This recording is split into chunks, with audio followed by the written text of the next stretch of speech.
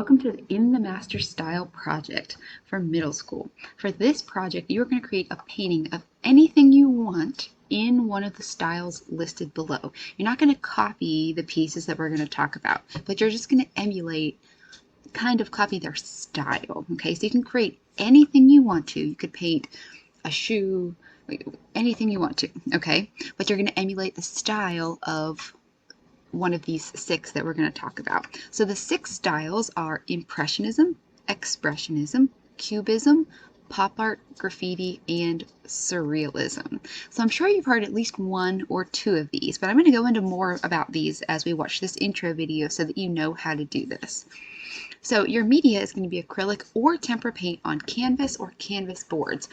Cardboard also works really great. I've painted on cardboard boxes, any kind of cardboard. There's a really cool texture you get from it, and it takes the paint really well.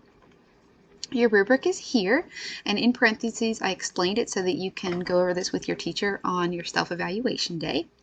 So these are the styles. So I have a picture of the famous piece that you're going to be studying in correlation to these styles.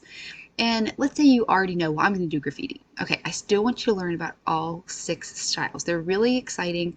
Some of them you might not like, and that's okay. And some of them you might love, but it's cool to know about all of them. Okay, so this one is Impressionism by Vincent van Gogh, and it's called Starry Night. I know a lot of you have probably seen this, and most of you have heard of this.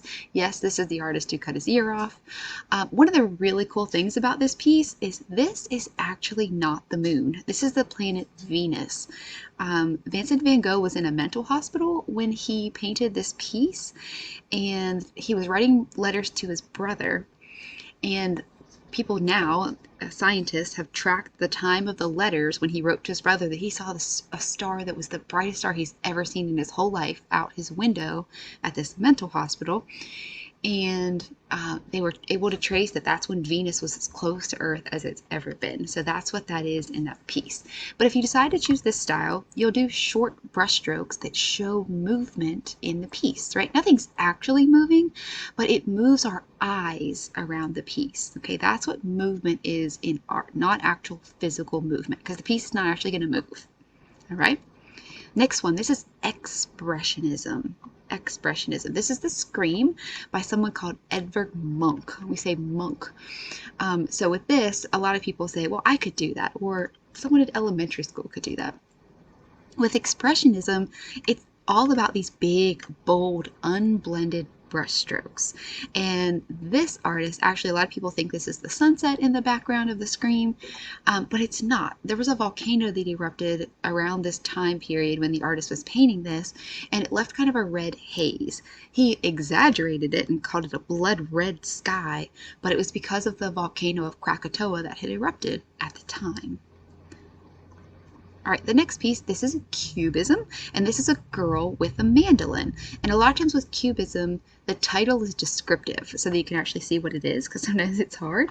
But with this one, we look at all geometric shapes. So what the artist tries to do with Cubism, and this is Picasso's work, but what they try to do is they try to show you like the front, the sides, and the back of something on one flat surface. So that's kind of a crazy way to think about it, but this is a really cool style, and you can do this with almost any subject matter. So this is pop art, and I know most of you have probably eaten Campbell's soup before, but this was done by an artist named Andy Warhol. He is from Pittsburgh, Pennsylvania. He has his own museum. It's amazing. So you can see these pieces, right? Really cool. And what he does is he creates pieces that are critical or ironic. So that's what we want to think about pop art. It also kind of has this comic book type feel to it, with the way that they create things. But you want to be critical or ironic in your work, and let your teacher explain to you kind of what that means.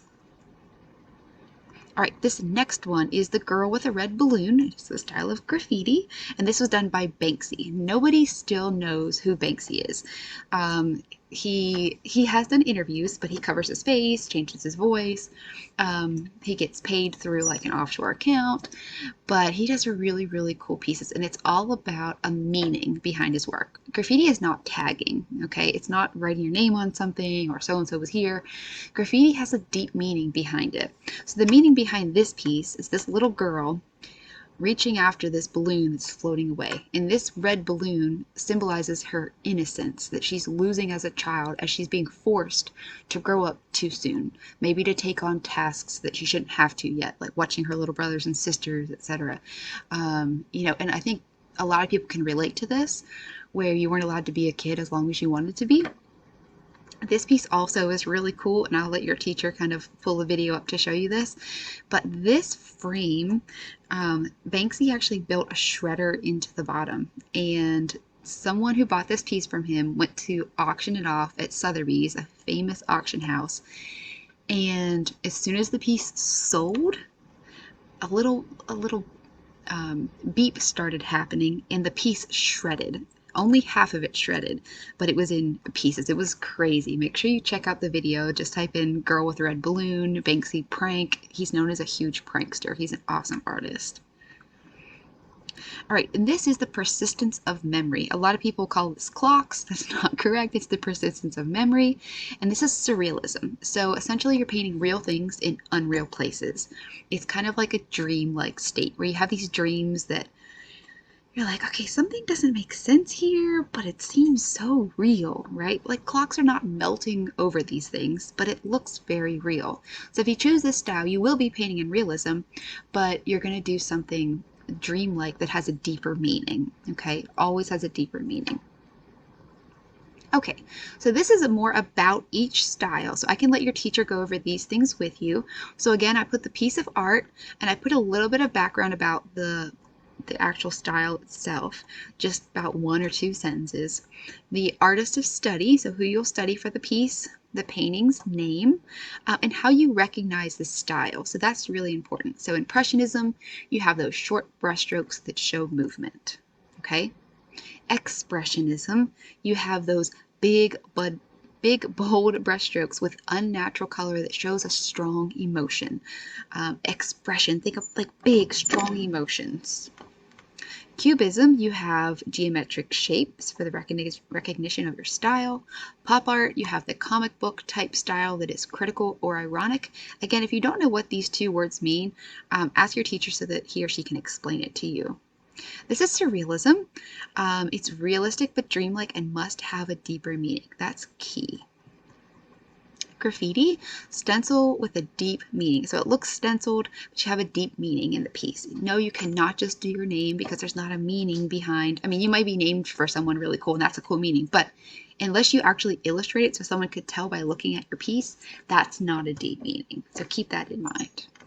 All right, so these are the classes about how you're going to go through each. So for class 1, you're going to learn about each style. So you're going to watch this video, and then with your teacher, you're going to go a little bit more in depth about the styles. Okay, so you can learn a little bit about the background of them and things like that. You're going to select a style you want to create and write the information about it in your sketchbook today for class 1. Okay, so if you pick Impressionism, you're going to do short brush strokes.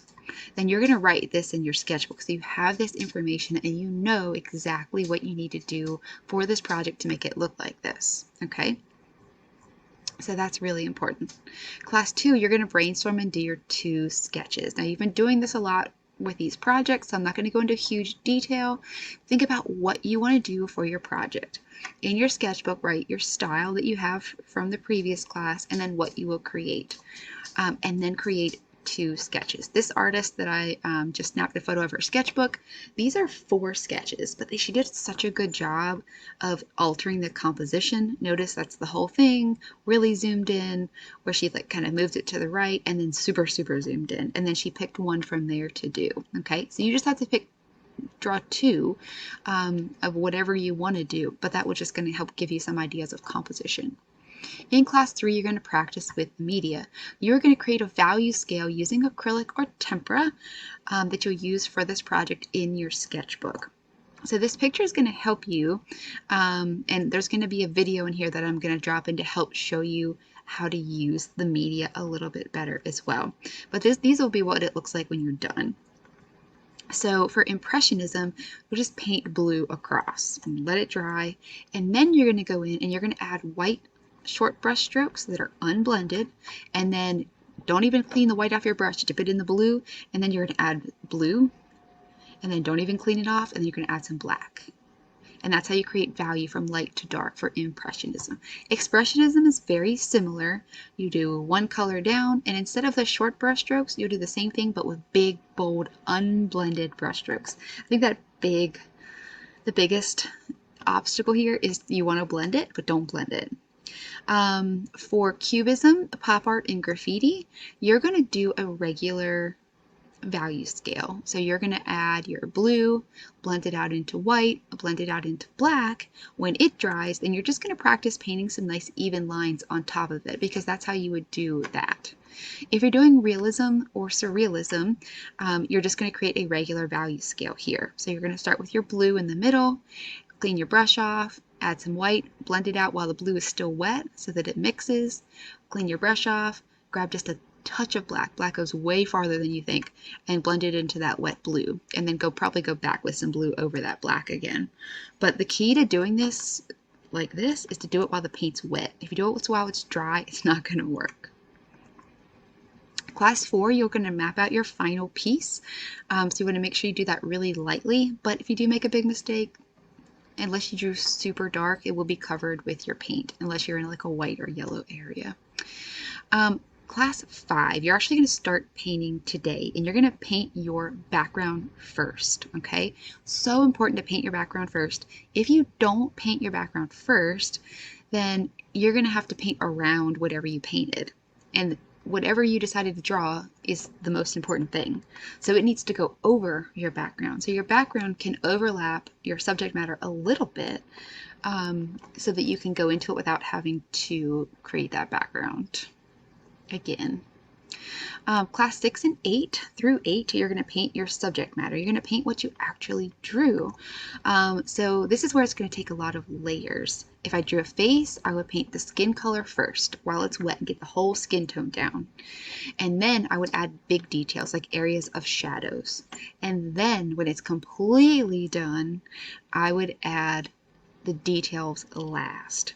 Most people, when they paint, they want to add the details first, because that's just what makes sense to you, but it's actually the incorrect way to do it. Because think about this.